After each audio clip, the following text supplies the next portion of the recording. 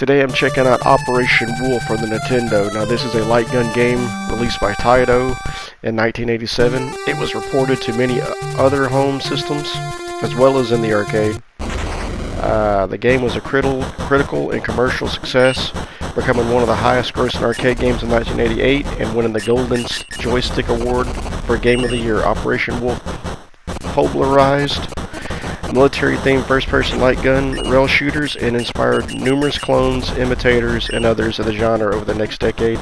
It spawned 3 sequels: Operation Thunderbolt 1988, Operation Wolf 3 in 1994, and Operation Tiger in 1998. Assuming the role of a Special Forces operative, Roy Adams, the player attempts to rescue 5 hostages who are being held captive in enemy territory. The game is viewed from a first-person perspective. Is it on rails, with a screen scrolling horizontally through the landscape. The game is divided into 6 stages, each of which advances the story when completed. For example, after the jungle stage is completed, Adams interrogates an enemy soldier and learns the location of the concentration camp where the hostages are being held. The game utilizes an optical controller housed inside a gun assembly which bears a strong resemblance to an Uzi submachine gun, and that was the coolest thing about the arcade system back in the day, because that's Uzi, that you know, it looked so real and it had like a kick to it also. It was so cool, man. I love that. This in turn is mounted on top of a square base covering the pivot shaft, which allows players to swivel and elevate the gun.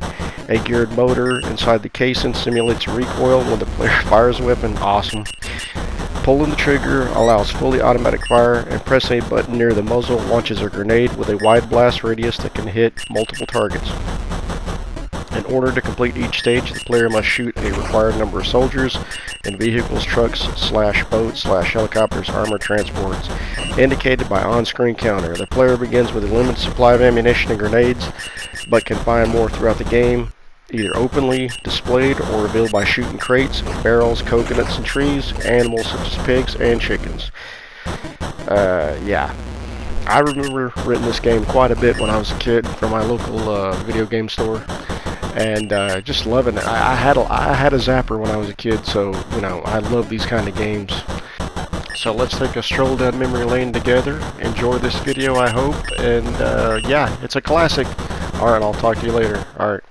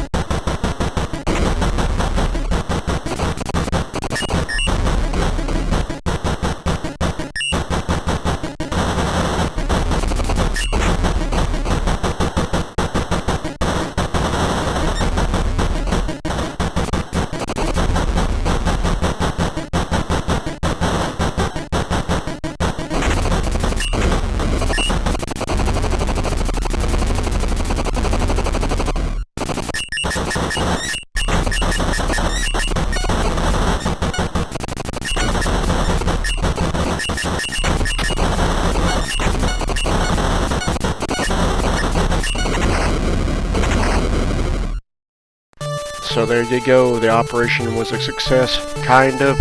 Out of the 5 hostages I was supposed to rescue, I only rescued 2. But, you know, that's part of the fun of the game. You can just go back and play it again and again and again. And the president gives me like $8,000 for doing a well job. I think I deserve more than that. Anyways, hope you enjoyed this video. Alright, bye.